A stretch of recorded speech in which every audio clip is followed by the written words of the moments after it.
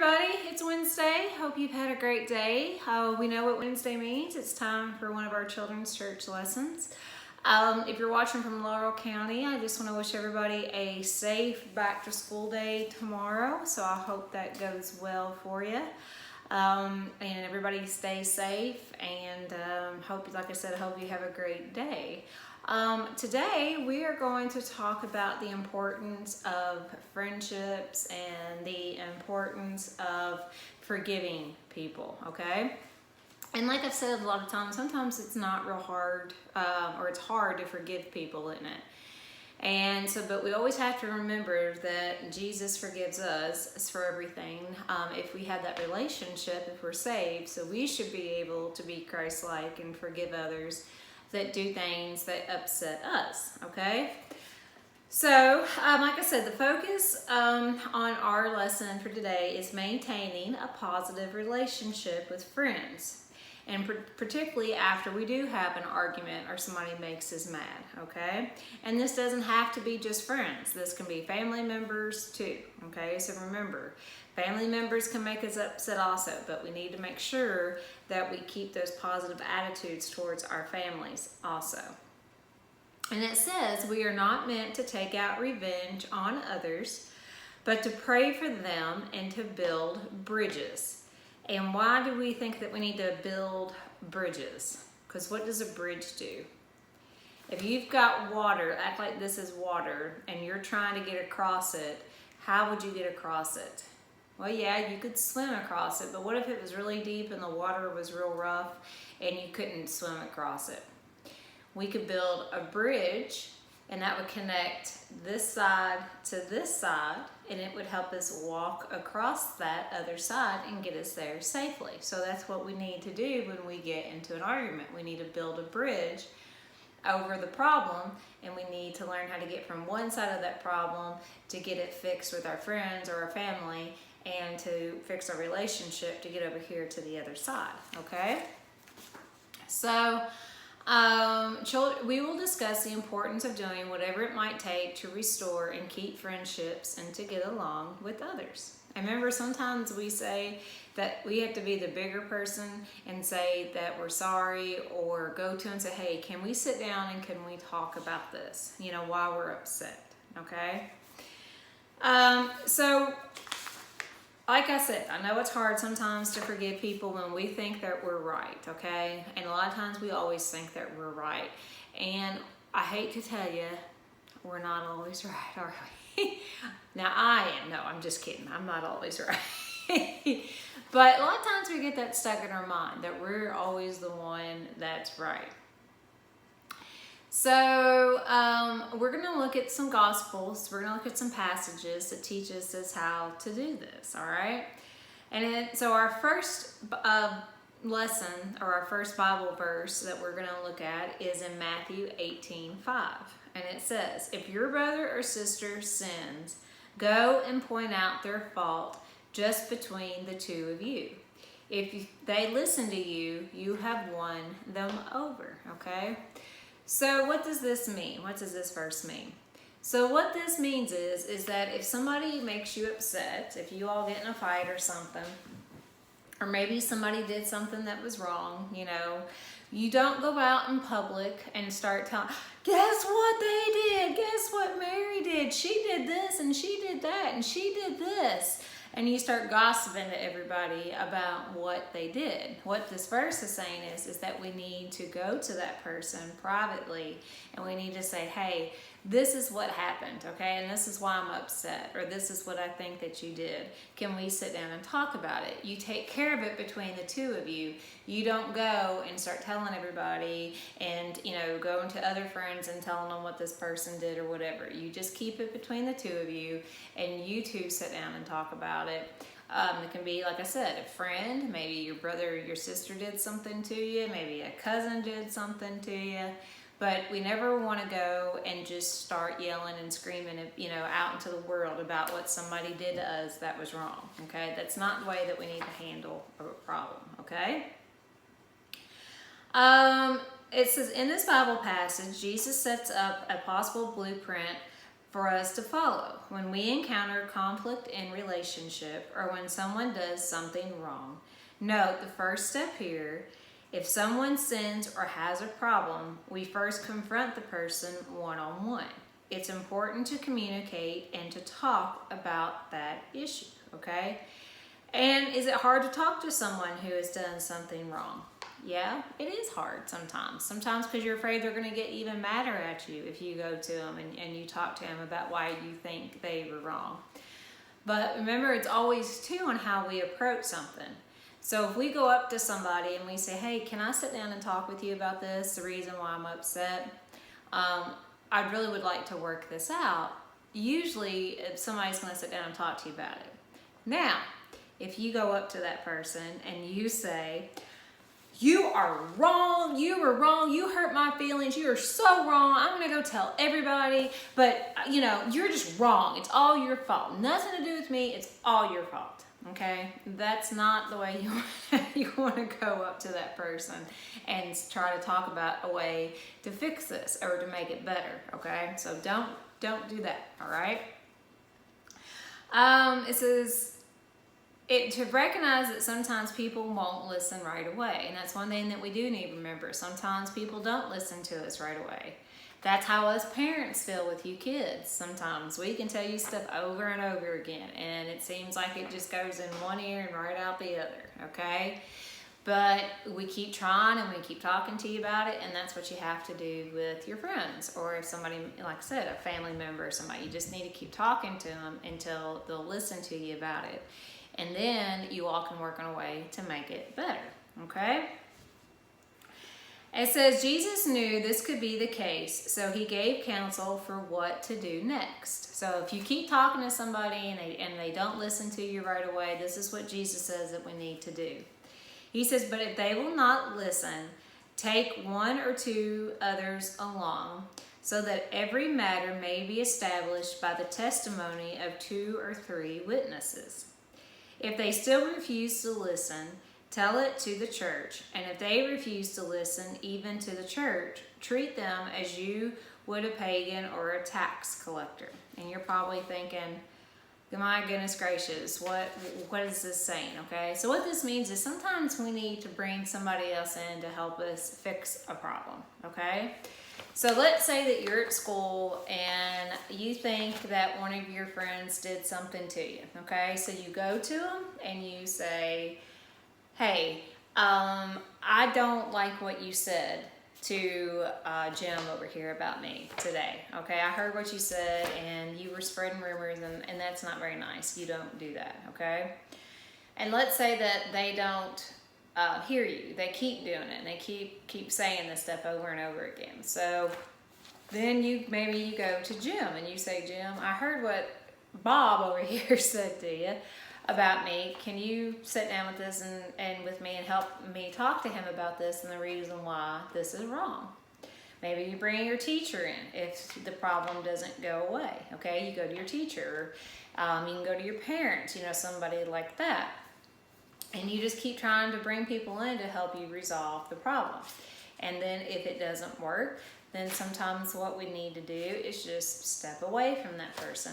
And sometimes it's hard to step away from friendships because maybe we've had these friendships for a long time, or maybe it's somebody that, our family's introduced us to or whatever. But sometimes the best thing that we can do if we keep having problems with a person and we just can't get along with them, then the best thing to do is just to distance ourselves from them, okay? And just say, be nice, be cordial with them, but just step away and, find another friend. Maybe you and them get along better. But sometimes we do have to step away from friendships, okay? And that's okay. Sometimes we just outgrow friendships. Sometimes people change, but that's okay.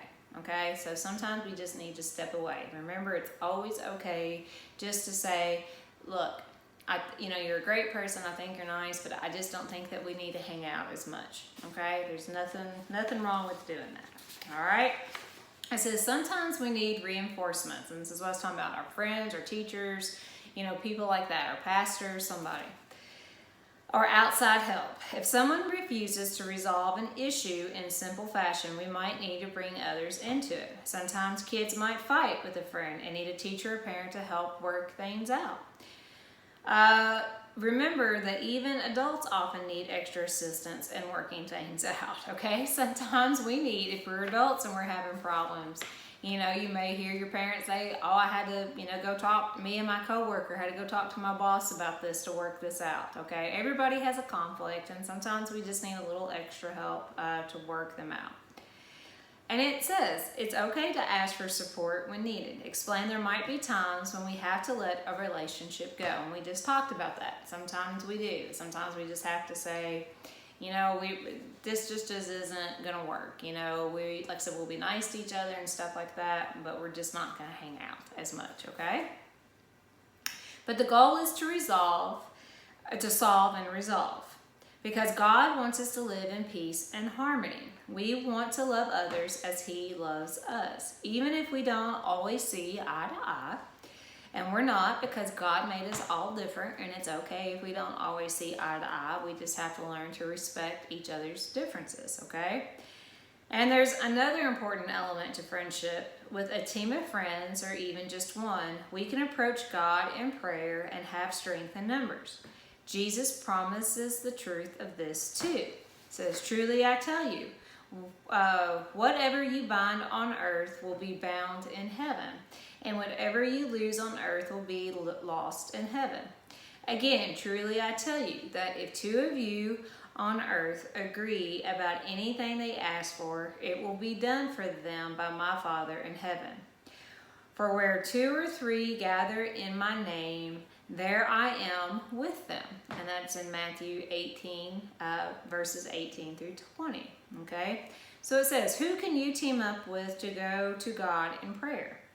And a lot of the times, that's another important thing I didn't bring up. If you and a friend are having a problem, or maybe you're not seeing eye to eye on something, sometimes the best thing to do is to grab that friend and say, hey, how about we pray about this? Let's both pray together and see what God says, how we should handle this, okay? Maybe you get the Bible out and you look up. Remember I told you in your Bible, you can look up in the back and it will say, you can look up anger, you can look up jealousy, you can look up things like that, and it'll give you verses on how to deal with that stuff. And maybe you grab your friend and you say, hey, let's read the Bible together and let's see what it says about how we should handle this issue that we've got, okay? It says, remind that we're not only supposed to pray for ourselves, but we are supposed to pray for one another. It's a beautiful, important thing, and it can help and restore and maintain friendships too, okay? So the reason why I wanted to do that lesson was because we're getting ready, like I said, to get back into person at school, and there's going to be some point or another that you're going to, have a conflict with a friend. You're going to get mad at a friend because you think this friend did this or this friend did that. And we need to remember the first thing that we need to do is we need to go to them in a calm manner and say, hey, can we talk about this? Let's you and I sit down and talk about, what happened, and let's see if we can't work this out, okay? Then what do? Then we bring in other people if that doesn't work, okay? We bring in reinforcements. We bring in people to bounce our ideas off of and talk to, bounce our feelings off of, and see if they can help us, come to an understanding about this.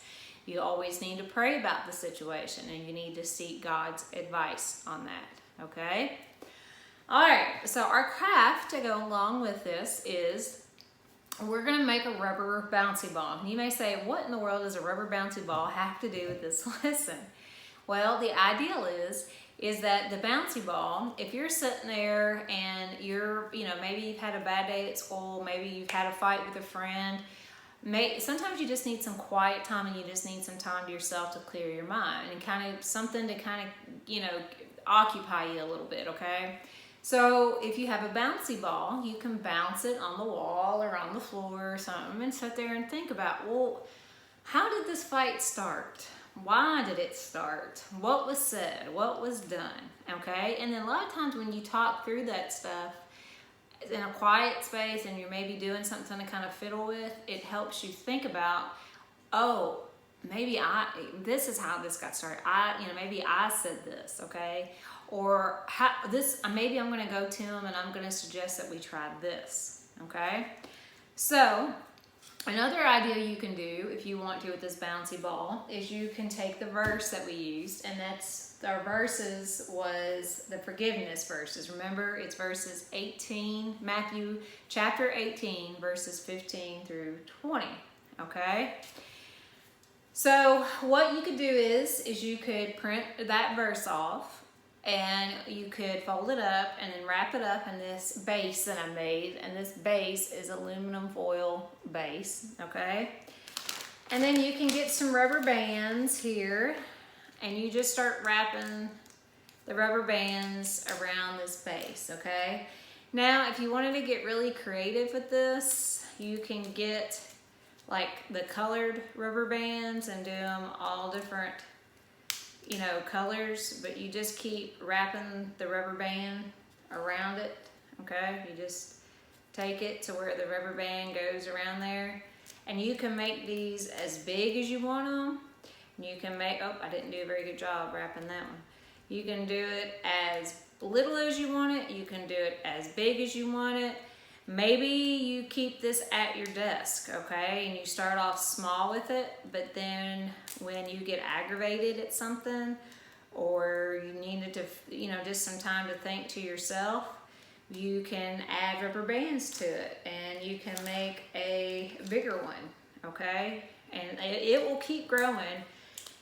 As many rubber bands as you add to it, the more that it grows, okay? So you just keep wrapping the rubber bands around your base till when you get your ball, as big as you want. And this takes some time, so it's something that you can just keep doing. Like I said, maybe it's raining outside, or maybe, like I said, you've just had a bad day and you need something to go in your room and go do and keep, kind of help clear your mind and figure out how you're going to approach the new day, okay? You just need to bounce some ideas around in your head, okay? And everybody needs that quiet time. Remember that, okay? It's okay to have some quiet time to yourself. And I did not wrap that one good, did I? Okay. But you're just going to keep doing this over and over again until you get it. And this, like I said, it takes a while. So you're just going to keep wrapping up this ball with the rubber bands over it. Remember, you can put your verse in it. Another idea I saw, if you don't like that one, you can always take like a popsicle stick and you can decorate it to make it look like a person. Put a clothespin on the back of it, and then you can pin it to your backpack, or maybe pin it in your room somewhere, just to remind you that when we have conflict, that we need to pray about it, that we need to talk about it, and we need to bounce those ideas off of people. And one good person to always bounce our ideas off of on how to handle something is who? That's right, it's God, okay? Alrighty, well, that is all that I have for today. Like I said, I wish you all a great first day tomorrow. I hope it goes well for you. Can't wait to see you all in person, just to kind of give you an update. We're gonna get school going and kind of see how that goes, and then hopefully we will get back into Wednesday night church again for our younger youth, and get our Sunday school class as back up and running for our younger youth. So have a great day, stay safe, remember, wash your hands, okay?